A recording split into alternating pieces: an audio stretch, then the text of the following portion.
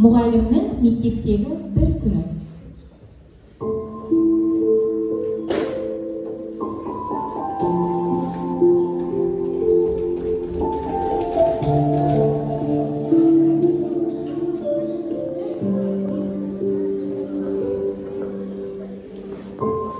Қала ұйқыға батты.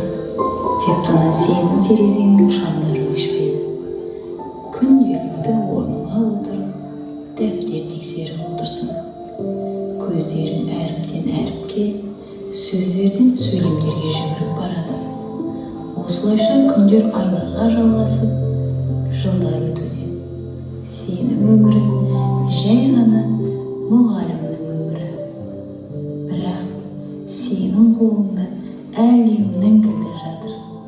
Сол әлемге есік ашып, алғашқы қадамдарын жасатып, жұлдыз қылатын жан ол сенсің.